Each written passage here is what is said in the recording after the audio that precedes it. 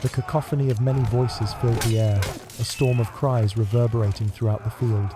When the horses charged, the ground shook and the shields rattled. Metal hit metal. It was anarchy, raw and merciless, and every step held the sensation of danger and fear. The knights held on firmly to their weapons as the ground changed to slippery muck. The air was thick and almost stifling, and you could hear fighters straining and animals screaming in the chaos. It wasn't the grandeur of storybooks. It was a test of strength and willpower. For people who see gleaming armor and noble flags, the truth of a battlefield was much less romantic. It didn't take long for exhaustion to set in, and survival depended on more than just talent. Most people wouldn't stay long under such chaos, and only a few could handle the incessant noise and anxiety. But this was just one part of a bigger story. Knights and castles are popular in medieval stories, yet they have been around for a long time. The emergence and collapse of ancient powers formed the stage upon which the Middle Ages would play out. To comprehend medieval knights, we need to go back to the huge Roman world, not just the moats and towers. The heritage of Rome laid the groundwork for kings, castles, and even the codes of chivalry that would eventually define the time. History is not a series of events that happened in the past. It is a chain that connects all of them. So when we plunge into the maelstrom of medieval existence, realize that it is part of a broader journey. The story of Europe is one of connection and change, from the majesty of Rome to the turmoil of battlefields. Welcome to this examination of medieval madness. An army could be weakened by more than just fighting. Men were tired from long marches across rough ground before they ever saw a battlefield. The weather, bad food, and sleepless nights drove them down, so when they got there, several of them were already operating on nothing but willpower. Battles happened a lot, thus there wasn't much time to rest. Some conflicts had big battles just weeks or even days apart. Soldiers carried the weight of one engagement right into the next, pushing their bodies and minds to the limit. The road was just as perilous as the battlefield. Moving food, weapons, and horses over vast distances killed people because they were hungry, cold, or sick. A lot of them never made it to the conflict because they died from the hardships before the enemy even showed up. Sieges made things even worse. For months, armies stayed in wet camps, getting weaker from sickness and famine. Whole groups could get sick and lose their strength well before the big time came. The sounds of a medieval fight were weapons in and of themselves. It was hard to hear horns and signals over the noise of voices and metal clanging. In the whirlwind of sound and confusion, soldiers on the front lines moved not by command but by instinct, copying those next to them. At the time, writers told commanders to use a lot of noise and motion to scare the enemy.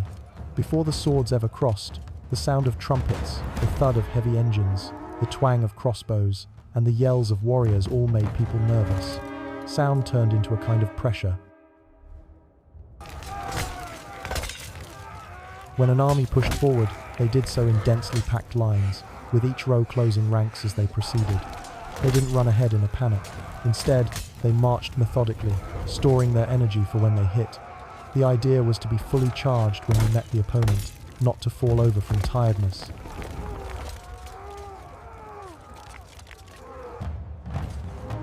When two bodies of soldiers pressed together, chaos occurred.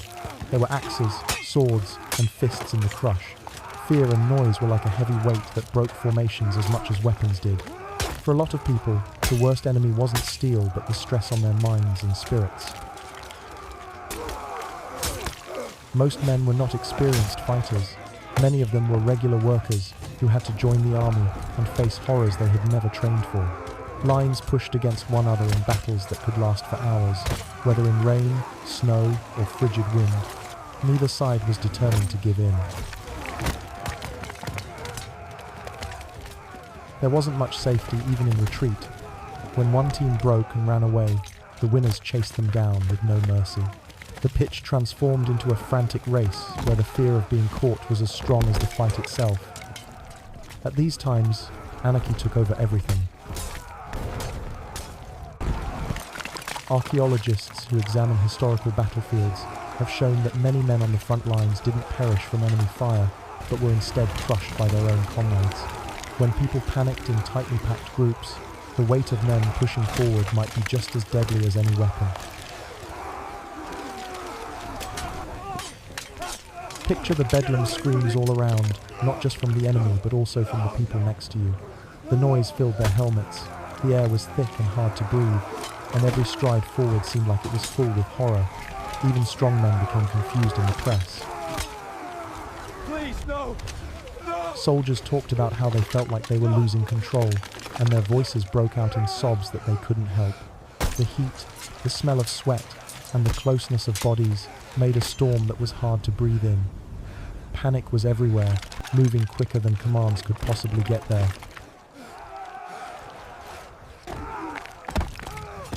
Getting to the enemy line didn't mean you would live. Men could fall down and be forced down by people behind them, even if they didn't hit them. The rush of humanity turned friends into impediments, and guys who were faltering dragged others down in waves like dominoes collapsing.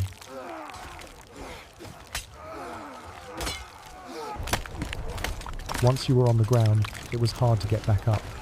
As boots pressed down, lines surged ahead, and the crowd's weight suffocated those below.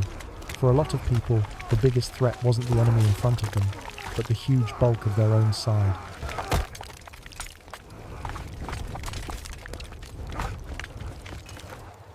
Historical records show that even when weapons hit, they often hit individuals who were already down, hitting places that were not protected by armor. The battlefield itself could be the most dangerous enemy in medieval war. The head was always the most important part of the struggle. Almost single skull tested at Towton showed traces of significant hits, which suggests that helmets were missing, knocked off, or possibly taken off in the chaos. Men were packed tightly together, so they had little defense against downward punches, aiming at the weakest place. Historical records say that several blows were aimed at the head and neck. Scholars say that fatal strikes generally came from above, where an axe, spear, or mace could readily hit its target. There wasn't room for big swings like in movies, only short, brutal strikes up close. A lot of people who were in the crowd didn't even fall. They died standing up, crushed in place by the weight of the bodies around them. There was no room to breathe on the battlefield since there were so many people, weapons, and bodies. Swords were rare, even though they were famous in folklore. They were expensive and took years of training to use. Thus, they were mainly only for nobility or professional troops. Axes, spears, maces, and even agricultural tools became much more common on the battlefield. This turned items of daily life into weapons of war. Farmers who were forced to work typically carried with them everything they knew how to use: scythes, pitchforks, and even sharpened shovels. These makeshift weapons, which were rough but deadly, showed that in the confusion of battle, any piece of iron or steel might kill a man. Armor could be dangerous on its own. Studies showed that helmets were hot very quickly, reaching temperatures that were too high to handle in just a few minutes. Chroniclers tell us that knights died from suffocation and heat inside their own armor, not from the enemy but from the weight of their gear. A lot of soldiers from the losing side died while trying to get away. Some people were crushed in the rush to get away, and others perished in rivers while trying to cross. The pandemonium of retreat may be just as lethal as the fight itself, making the area a trap that few people escaped from. After the combat was over, the winners went back to the pitch to pick up what was left. Weapons, armor, buckles, and clothing were stripped from the fallen. Nothing was wasted. Every piece of metal, fabric, or gear might be utilized again in the following campaign. This practice is very obvious in the chronicles and artwork. Not only did trophies from camps contain equipment, but they also included money, animals, tents, and even things from the home. Most of the time, ordinary soldiers were not honored when they died. They were often buried in collective graves. Nobles, on the other hand, might be transported home for a suitable burial. Writers of the time sometimes wrote about nasty and disrespectful deeds, but they said they were rare and wrong. These kinds of stories remind us how far the battlefield was from romance. Honor and chivalry were more a part of songs and stories than the harsh truth of combat. In a medieval combat, surviving had more to do with luck than with being a hero. Who lives to see another morning depended on their ability to last, make quick decisions, and sometimes just luck. For most people, the battlefield was not a place of honor but of pain, dread, and the fight to keep alive.